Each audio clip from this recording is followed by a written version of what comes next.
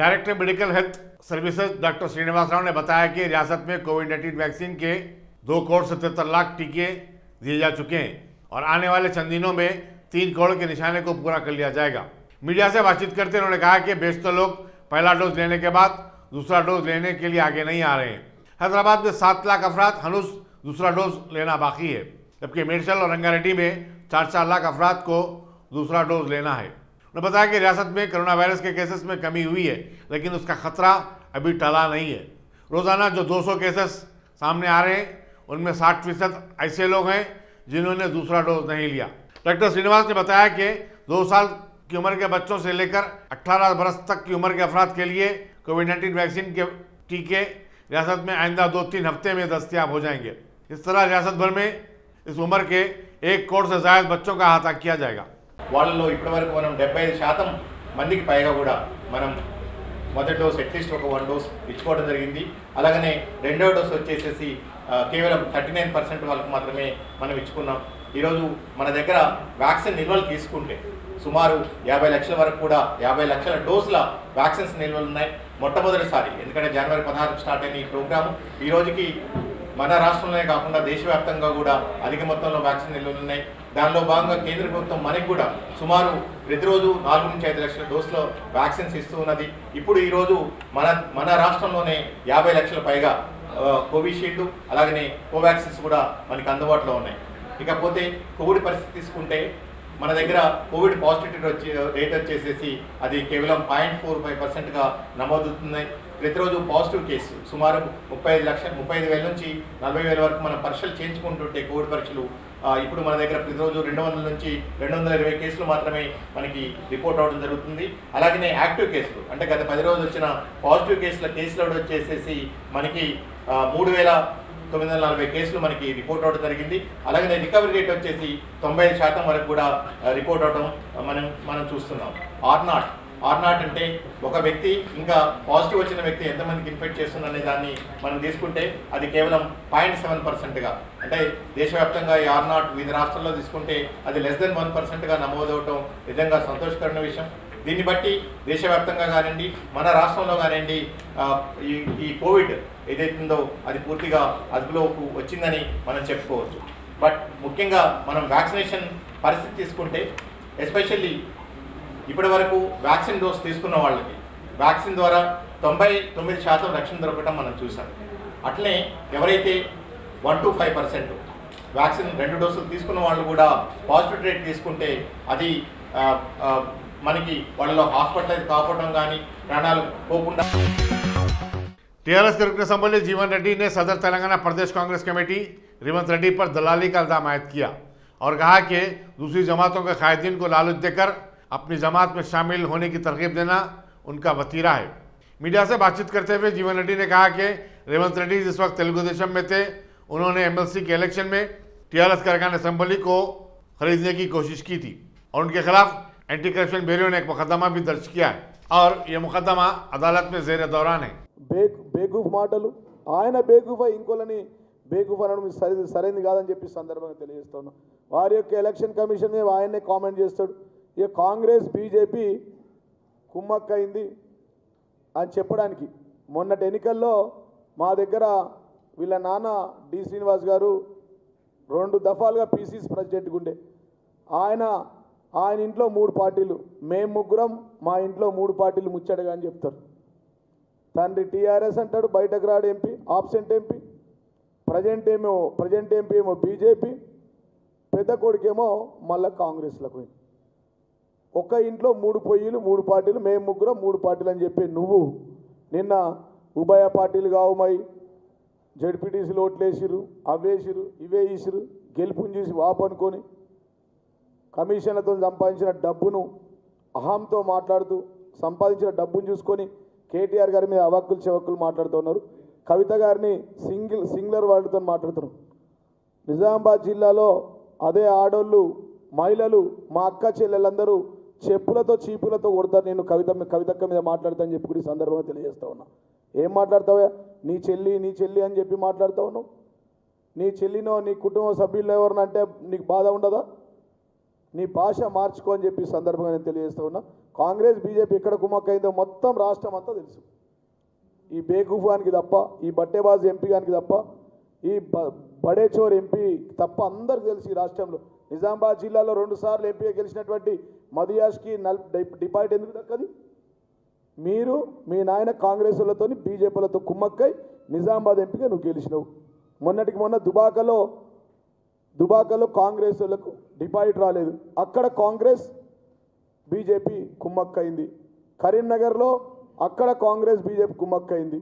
అదేవిధంగా మొన్న నాగార్జున సాగర్లో అక్కడ బీజేపీకి డిపాజిట్ రాలేదు, అక్కడ కూడా కాంగ్రెస్ బీజేపీ కుమ్మక్కైంది. మరి జాతీయ పార్టీలు కదా మీకు 20,000 30,000 ఓట్లు నాగార్జున సాగర్లో ఎందుకు రాలేవు? అదేవిధంగా ఇక్కడ దుబాకలో కాంగ్రెస్ వాళ్ళకి ఎందుకు రాలేవు? మీరంతా కుమ్మక్కయ్యారు కాబట్టి, కుమ్మక్ రాజకీయాలు చేస్తూ ఉన్నారు కాబట్టి మరి మీరు ఇవాళ కాంగ్రెస్ బీజేపీ కుమ్మక్కైంది కానీ టీఆర్ఎస్ ఏ పార్టీతో కుమ్మక్ కావాల్సిన అవసరం. रियासती वज़ीर फाइनेंस टी हरीश राव को हुजराबाद में पार्टी की इंतखाबी मुहिम के दौरान आवाम के सवालात और गैज़ गज़ब का सामना करना पड़ा। वीना वेंका मंडल में मुनक़िदा धूमधाम प्रोग्राम में एक बंजारा खातून उन पर बरस पड़ी और बंजारा तबके को दरपेश मसाइल से वाकिफ करवाया। बीटेक की एक तालिबा नरुशा ने कहा कि हुकूमत की तरफ से मुलाजमतों से मुताल्लिक़ एलामिया अब तक जारी नहीं किया गया, यही वजह है कि नौजवानों की खुदकशियों के वाक़ात में इजाफा हुआ है। बाज़ ख़वातीन ने रियासती वज़रा के रवैये की शिकायत की और कहा कि यौम ख़वातीन के मौके पर पुलिस ने उनके साथ ज़्यादतियाँ भी की हैं। నా పేరు సక్రిబాయి. హుజరాబాద్లో హరీష్ రావు మీటింగ్ నడిపిస్తే ఒక మహిళ నోటిఫికేషన్లు రాలేదని చెప్పి 2 నిమిషాలు మాట్లాడతాను వెళ్తే ఆ అమ్మాయిని పోలీసులతోటి దాడి చెప్పడం జరిగింది. ఆ అమ్మాయిని దాడి చెప్పి అంత శిక్ష తప్పు ఆమె ఏం చేసింది? ఏం తప్పు చేసింది? ఆ అమ్మాయిని పోలీసులతోటి దాడి చెప్పించినావు.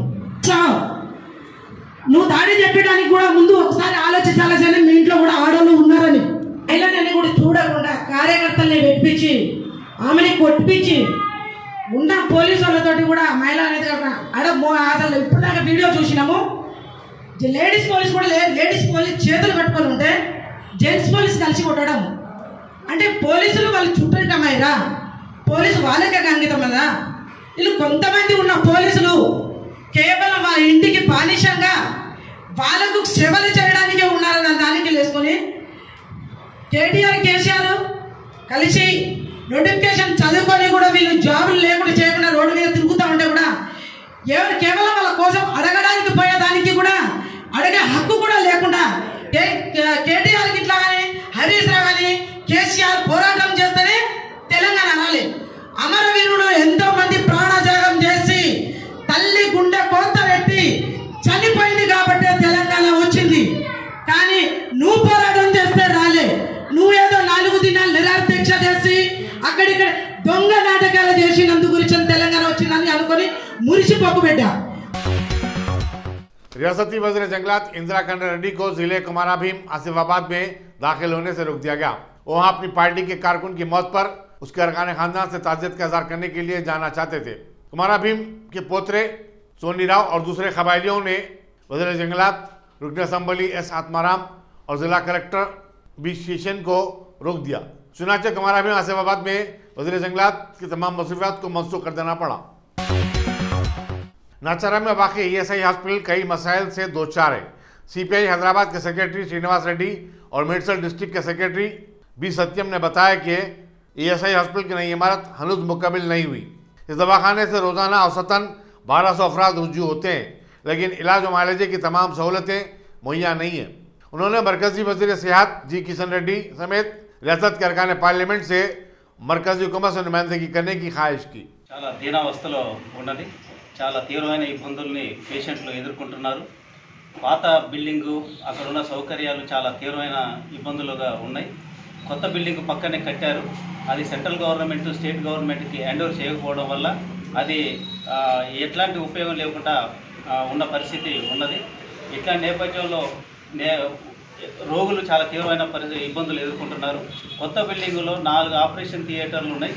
ఆ ఆపరేషన్ థియేటర్లు కూడా వాడకానికి వినియోగించుకోకపోవడం వల్ల ఇప్పుడు ఒక్కొక్క పేషెంట్కి 3 నెలలు 4 నెలలు అట్లా ఆపరేషన్లు వాయిదా వేస్తున్న పరిస్థితి కూడా ఉన్నది. అందుకోసం ఇప్పుడు ఈ పేషెంట్ల యొక్క పరిస్థితిని గమనించి కేంద్ర ప్రభుత్వం వెంటనే చర్యలు తీసుకొని ఆ కార్పొరేషన్ ద్వారా వెంటనే స్టేట్ గవర్నమెంట్కి హ్యాండ్ ఓవర్ చేయాలని చెప్పేసి డిమాండ్ చేస్తున్నాం. అలాగే స్టేట్ గవర్నమెంట్ కార్మిక శాఖ మంత్రి మల్లారెడ్డి గారు కానీ, అలాగే కేసీఆర్ గారు కానీ, ఈ స్టేట్ గవర్నమెంట్ కూడా సెంట్రల్ గవర్నమెంట్ మీద ఒత్తిడి తీసుకొచ్చి ఈ భవనం పూర్తయిన భవనాన్ని చిన్న చిన్న పనులు ఉన్నాయి, ఒక 20 కోట్లు ఖర్చు పెడితే మొత్తం బిల్డింగ్ ఫినిష్ అయిపోతుంది. సో ఆ మాత్రం కూడా ఖర్చు పెట్టకుండా, పూర్తి చేయకుండా నిర్లక్ష్యం వహిస్తూ 2 సంవత్సరాల నుంచి ఆల్మోస్ట్ పూర్తయిందని కూడా పడవబడే పరిస్థితి వస్తూ ఉంది. అందుకోసం కేంద్ర ప్రభుత్వం మీద రాష్ట్ర ప్రభుత్వం కూడా ఒత్తిడి తీసుకొచ్చి వెంటనే సత్వరమే దాన్ని స్వాధీనం చేసుకునే దానికోసం ప్రయత్నాలు చేయాలని, ఈ 2 కూడా జరగకపోతే ఇక్కడ ఉన్నటువంటి సిపిఎం పార్టీ కానీ అలాగే కార్మిక సంఘాలు కూడా కలిసి ఒక పెద్ద ఉద్యమాన్ని నిర్మిస్తామని చెప్పేసి తెలియజేస్తున్నాం. అలాగే ఈఎస్ఐ కార్పొరేషన్ కూడా ఇక్కడ స్టేట్ లెవెల్లో డైరెక్టర్ కూడా లేడు, దాని ఆలన పాలన అసలు ఎవరు చూసేదానికి కూడా లేదు. అందుకోసం తక్షణమే డైరెక్టర్ని కూడా రాష్ట్ర ప్రభుత్వం నియమించాలని చెప్పేసి డిమాండ్ చేస్తున్నాం. ममदीपल्ली पहाड़ी शरीफ में एक नामालूम शख्स की नाक दस्तियाब हुई। एसीपी एलबी नगर परशुतम रेड्डी ने मकाम वाक़ा का मुआयना करने के बाद मीडिया से बातचीत करते हुए बताया कि मुतवफ़िक की उम्र 30 से 35 साल के दरमियान है। नाश को पोस्टमार्टम के लिए रवाना कर दिया गया है और आगे की तहक़ीक़ात जारी हैं। आज पहाड़ी शरीफ पुलिस स्टेशन लिमिट्स में एक unknown dead body burn injury से डेथ हो गया बोल के इंटीमेशन आए, तो इधर सीन ऑफ ऑफेंस विज़िट करें। ये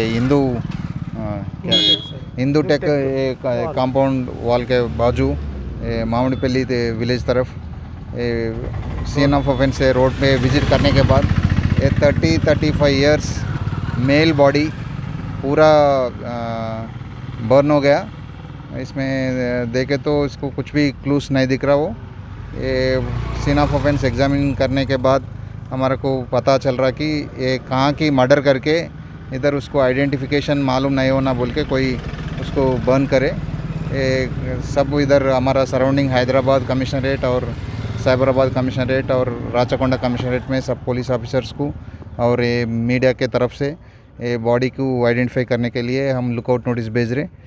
एक बॉडी आज अभी बॉडी को उस्मानिया जनरल हॉस्पिटल को पोस्टमार्टम के लिए भेज रहा हूँ। ये बॉडी डिसीज आइडेंटिफाई होने के बाद और रिमेनिंग डिटेल्स बताने का चांस रहता है। सर अभी यहाँ पे कैमरे भी चालू नहीं है सर, यहाँ पे कैमरों की सब जरूरत है। यहाँ पे आए दिन ऐसे हादसे हो रहे हैं, यहाँ पे कैमरे लगा तो इधर हमारा को नज़दीक सीसी कैमरास तो है, वो तो एग्जामिन करना पड़ता, और कैमरास भी लगाने के रोड पे वो ऑलरेडी अंडर कंसिडरेशन है, डेफिनेटली इंस्टॉल करेंगे।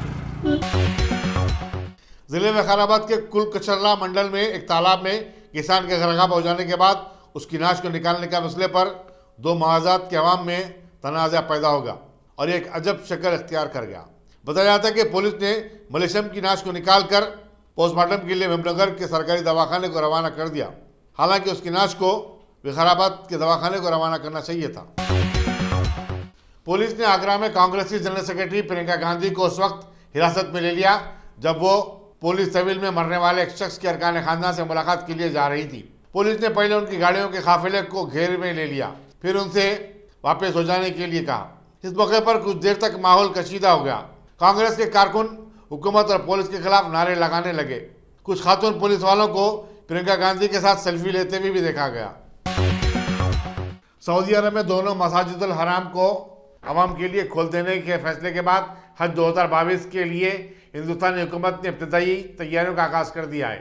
वज़ीर अक़लियती उमूर मुख्तार अब्बास नकवी ने बताया कि हज 2022 के उमूर का जायज़ा लेने के लिए 22 अक्टूबर को दिल्ली में एक इजलास मुनक़िद किया जा रहा है। सुप्रीम कोर्ट ने लखीमपुर कत्ल केस की जांच के मामले में उत्तर प्रदेश हुकूमत की फिर एक बार सख्त सरजनिश की और वाक़े के यानी शाहिदीन के बयानात को मजिस्ट्रेट के सामने कलमबंद करने और उन्हें सिक्योरिटी फराहम करने की हिदायत दी। चीफ जस्टिस ने कहा कि हुकूमत उत्तर प्रदेश इस मामले को संजीदगी से नहीं ले रही और नरम रवैया अख्तियार किया जा रहा है। नारकोटिक की खुसूसी अदालत ने फिल्म स्टार शाहरुख खान के बेटे आर्यन खान और उनके 2 दोस्तों की दरख्वास्त जमानत को दूसरी बार मुस्तरद कर दिया और अदालती तहवील में उनके रखे जाने की मुद्दत में मजीद तौसीक कर दी। वाज़ेह है कि आर्यन खान बम्बई की मशहूर आर्थर रोड जेल में बंद है।